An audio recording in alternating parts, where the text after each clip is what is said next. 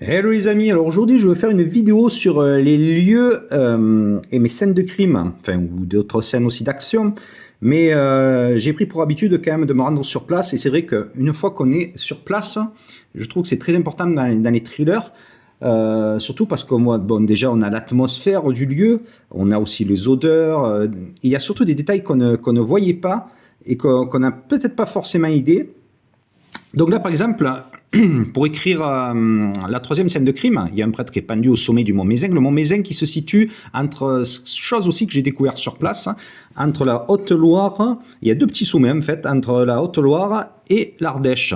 Donc là, quand je me suis rendu sur place déjà, sur Internet par contre, la différence c'est qu'il y avait de la neige, on voyait pas tout à fait bien, mais l'atmosphère était différente. Alors là, j'ai encore dû travailler un peu différemment. Ça se passe en hiver. Bon, là, c'était pas tout à fait adapté à la période, mais alors c'est vrai que ça a été une atmosphère vraiment différente et c'est là que j'ai vu qu'il y avait des sommets, on voyait vraiment les sommets de loin. Donc ça m'a permis aussi de travailler tout ça, cette atmosphère. Et en me rendant sur place aussi, j'ai découvert, par exemple, chose que je n'avais pas vue sur Internet, déjà l'accès, hein, pour y accéder, ma scène de crime, donc vous voyez que mon personnage, j'ai remarqué qu'il pouvait accéder depuis un parking qui s'appelle le col de la Boutière. Hop, donc là j'ai repéré les lieux et ça je ne l'avais pas vu, donc ça m'a permis de faire évoluer ma scène de crime. J'ai regardé aussi un peu l'environnement, ça je ne l'avais pas vu parce que c'était l'hiver. Il y a des choses qui sont vraiment différentes quand on est sur place et ça me permet de trouver des chemins d'accès que je ne vois pas. Là par exemple, la croix elle se situait au sommet, elle était ici, donc là c'est là où il y a eu le prêtre de pendu, bon je rentre pas dans les détails, mais c'est vrai que je préfère quand même me rendre sur place, il y a des détails que je vois et puis ça me donne des idées aussi. Là par exemple, j'avais pas vu, sur le deuxième sommet, il y a une table d'orientation, où on voit tout en détail. Et là, sur un de ces sommets, donc moi, mon tueur, il laisse un symbole particulier. Il y a aussi, bon là, j'ai pas pu y descendre, heureusement, j'ai trouvé quelqu'un qui allait. En bas, il y a les dents du diable en bas, par là. Donc les dents du diable, je vais y faire aussi quelque chose. Et c'est vrai que sur place, ça me permet quand même d'être dans une atmosphère différente et de pouvoir voir comment se déplace mon tueur et parfois aussi sur certaines scènes de crime, par exemple là sur la bête du Gévaudan, je me rends sur la première scène de crime où a été tué Jeanne Boulet par le loup, parce qu'il y a aussi un lien là-dessus, et j'ai vu qu'il y avait une route que je n'avais pas vue en fait, qui permettait par exemple au tueur de s'échapper.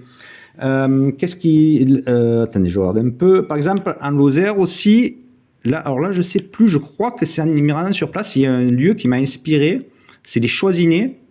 Et là, vous voyez, c'est vrai qu'il y a l'atmosphère, et là, je l'intègre dans la deuxième scène de crime, parce que c'est vraiment une atmosphère particulière, hein. Vous voyez, on est de suite dans l'ambiance. Donc, quand on se rend sur place, c'est pas du tout pareil, hein. Je vais vous montrer, hop, l'ambiance, j'avais filmé un peu. Si ça fonctionne. Donc vous voyez, c'est vraiment...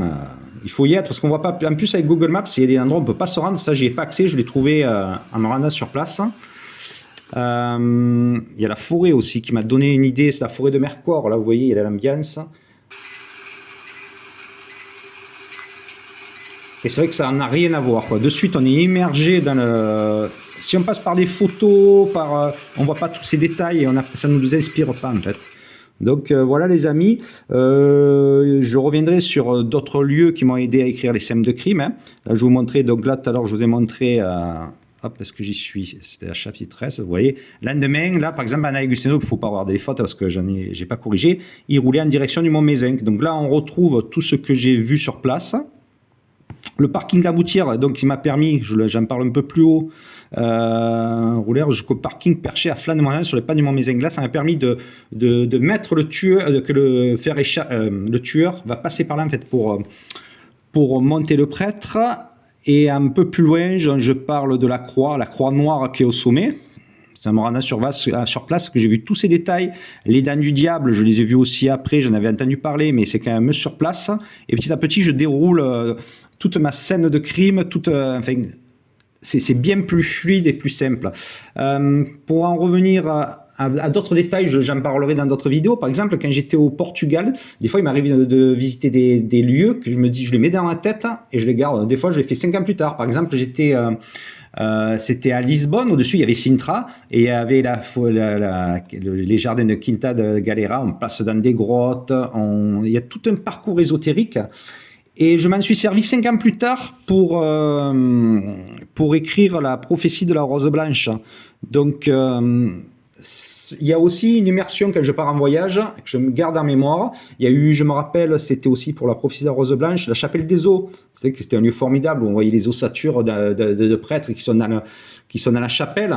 Et tout ça, j'ai mis de côté et je m'en suis servi. Et je l'aurais jamais, sur Internet, j'aurais pas eu tout ça en fait. Donc voilà les amis, je vous ferai une petite vidéo pour parler surtout, enfin également du pacte de Baphomet, où ici il y a pas mal de... J'ai été obligé de me rendre sur place hein, parce que c'est aussi en lien avec le trésor du prêtre pas de Bugarache, de Rennes-Château, la Bessonnière. Donc voilà, je reviendrai un peu plus en détail sur mes lieux et d'autres lieux qui sont encore bien plus spécifiques et qui m'ont permis d'écrire des scènes de thriller et d'action vraiment comme si on était immergé dans les lieux. Voilà les amis, allez à bientôt pour de nouvelles aventures.